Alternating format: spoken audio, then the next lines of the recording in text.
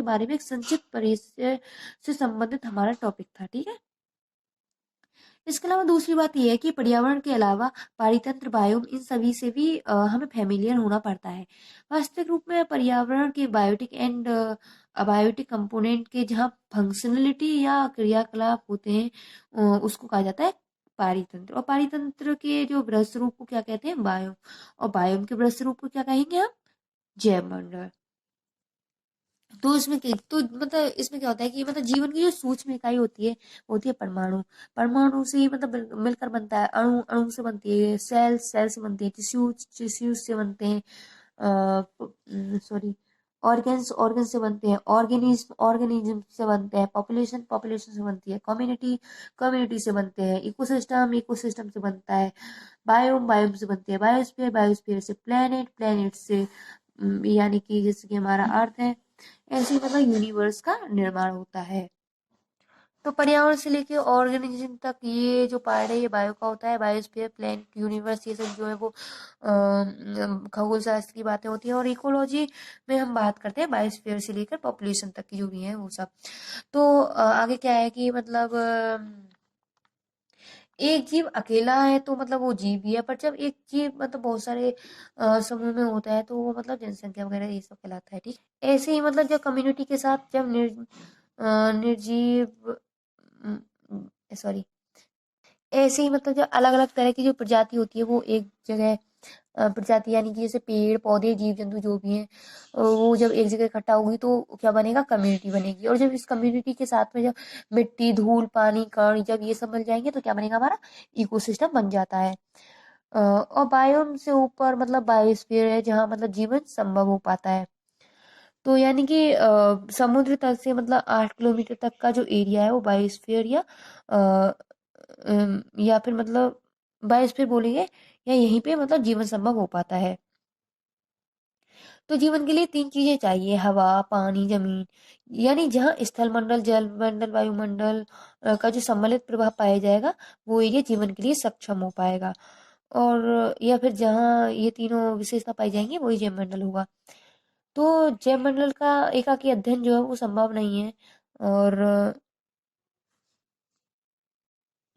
समुद्र की तली से लेकर 8 किलोमीटर के ऊपर तक का रहने वाला मतलब रहने वाले जीवों की विशेषताएं, पर्यावरण, उनकी आदतें इतनी भिन्न होती हैं कि उनको मतलब एक साथ समझना संभव है ही नहीं।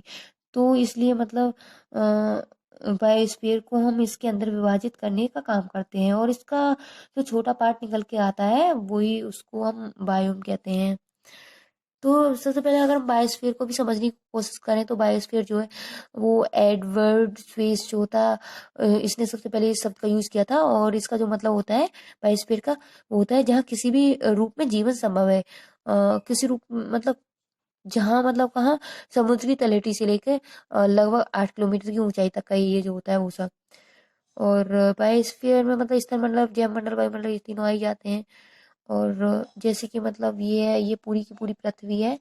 और जहाँ पे मतलब वायुमंडल, जलमंडल, स्थल मंडल तीनों जाके मिलेंगे जैसे कि यहाँ पे मिल रहे हैं तो उसको हम जैव मंडल कहेंगे। तो हम अभी बायोम की बात करते हैं। तो जहाँ पर एक पर्टिकुलर किस्म का बायोम है, जहाँ पर एक विशेष तरह की जलवायु हो और उस जलवायु के अनुरूप ही बाकी वनस्पतियों का विकास हुआ हो। जैसे अगर विषुवत रेखीय क्षेत्र की जलवायु है तो वहाँ पर विशेष प्रकार की वनस्पतियों का विकास होगा। और इन वनस्पतियों को एकदम अलग किया जा सकता है। शंकुधारी वनों में शंकुधारी वनों की वनस्पतियों को अलग किया जा सकता है टूंड्रा किस्म की वनस्पतियों से।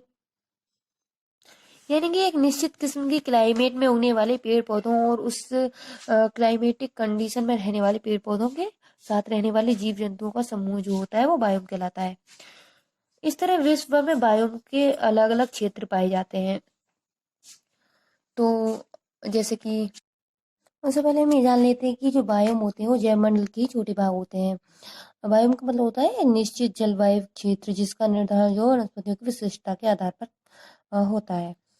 तो यानी कि बायोम कहता है कि ऐसे जीवों का समूह जो निश्चित जलवायु क्षेत्र में निवास करते हैं और उसी के अकॉर्डिंग उनकी जो शारीरिक क्षमताएं हैं वो होती हैं।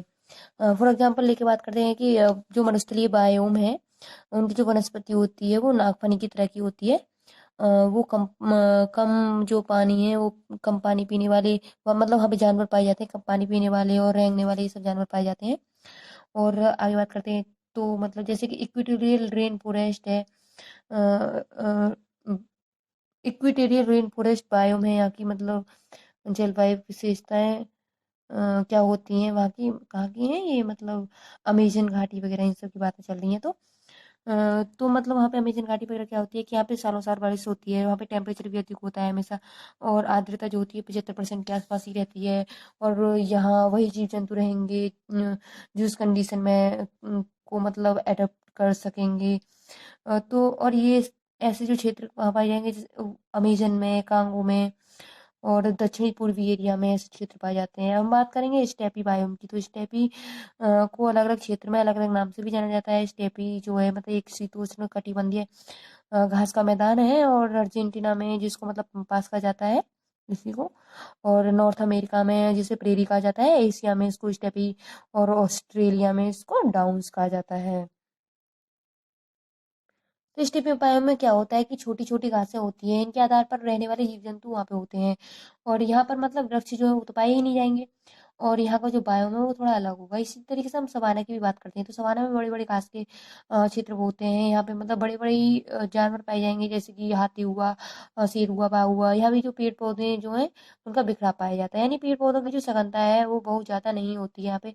और अब इनकी टेम्परेचर की कंडीशन जो है मतलब कुछ और है, और यहाँ पे मतलब वर्षा की जो कंडीशन है वो कुछ और है। तो वैसे ही जीव जंतु वहाँ सरवाइव करेंगे जो उस कंडीशन को झेल पाएंगे। और अगर मतलब पर्वतीय क्षेत्र की बात करें तो मतलब हिमालय में रहने वाले जीव जंतु वहाँ पे जो है वो बिल्कुल अलग होंगे। ठीक है, तो बस ये इतना ही था। आगे मतलब ये पारितंत्र है जिसमें जीव और निर्जीव होते हैं, और जब हम जीवों को उनके पर्यावरण के साथ जोड़ते हैं तो ये सब इकोसिस्टम, जैव मंडल, बायोम, पारितंत्र, अगर हम छोड़ो, हम इसको थोड़ा डिटेल में अगली नेक्स्ट वीडियो में